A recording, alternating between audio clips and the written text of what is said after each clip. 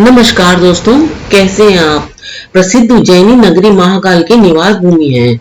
उस नगरी में अमल धवल भवन इतने ऊंचे हैं कि देखकर लगता है कि जैसे कैलाश के शिखर भगवान शिव की सेवा के लिए वहां आ गए हों। उस नगरी में यथा नाम तथा गुण वाला वीर विक्रम सिंह शासन करता था। एक बार वह अपने बुद्धिमान मंत्री अमर सिंह के कहने से आखेट के लिए वन की ओर जा रहा था। नगर के बाहर एक सोने मंदिर में उसने दो पुरुषों को गुपचुप बात करते हुए देखा। राजा को उन पर संदेह हुआ, पर वे उन्हें अनदेखा करके आखेट के लिए आगे बढ़ गए।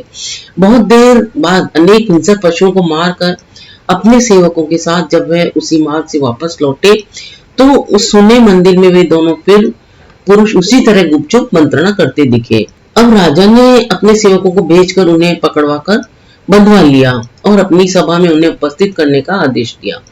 दूसरे दिन सभा में राजा के सामने वे दोनों पुरुष उपस्थित हुए।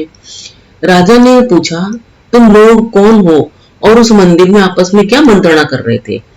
वे दोनों राजा से अभय प्रार्थना करने लगे अपनी माफी के लिए। फिर उनमें से एक ने अपनी कथा सुनाना शुरू किया और इस प्रकार सुनाई। हे राजन, इसी उज्जैनी नगरी में करभक्त नामक एक ब्राह्मण रहता था। वह वेद विद्या में विशारद था। उसने महावीर पुत्र की प्राप्ति के लिए अग्नि की आराधना करी थी। मैं उसी का बेटा हूँ। मेरे माता पिता बचपन में ही मुझे छोड़कर चल बसे। मैंने कुछ विद्या अध्ययन किया और फिर धूत और शस्त्र विद्या में मन लगा लिया। इसी तरह मैं तरुण हो गया।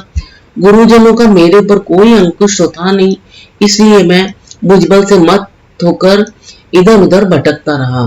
एक बार मैं आखेट के लिए वन की ओर जा रहा था। मार्ग में विवाह करके लौटती हुई एक वर यात्रा बारात मुझे मिली। नववधू रथ पर बैठी हुई थी और बारातियों से घिरी हुई थी। मैं वर यात्रा की शोभा देखने के लिए ठिठक गया। तभी एक बिगड़ेल हाथी पता नहीं कहां से अपने सखीचे तोड़कर भागता हुआ उधर आ गया और वधु के रथ की ओर लपका।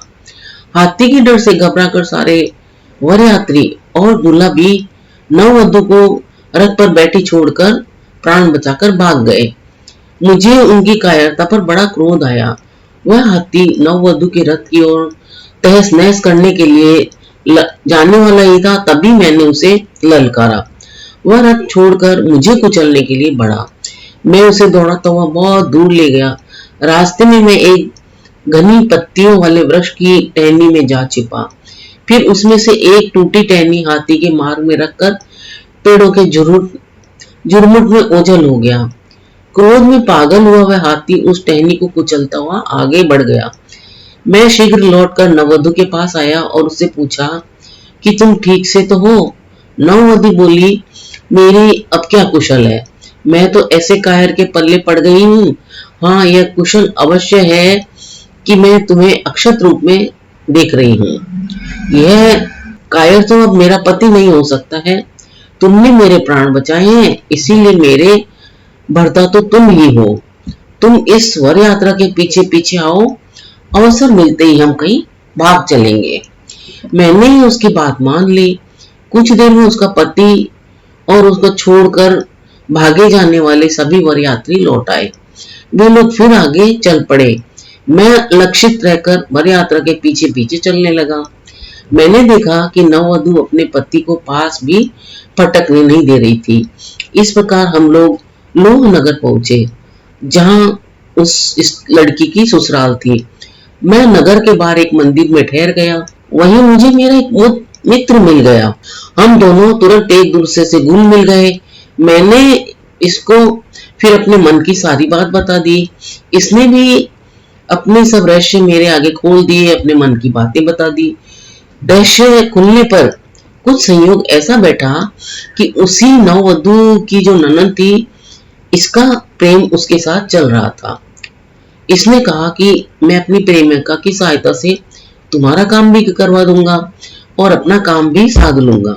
दूसरे दिन वह नववधु अपनी ननद के साथ मंदिर में गई।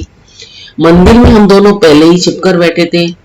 मंदिर में भीतर आकर ननद ने पहले मेरे इस मित्र को अपनी भाभी का वेश पहना दिया और उसे साथ लेकर घर चली गई।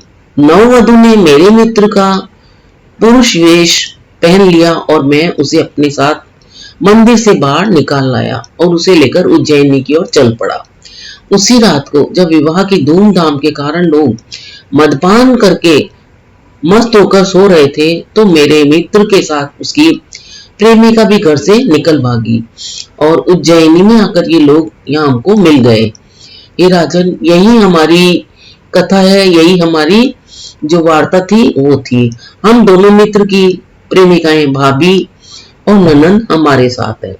हम लोग उज्जैनी में रहने का ठौर खोज रहे हैं और अपनी प्रेमिकाओं के परिजनों के भय से त्रस्त भी हैं।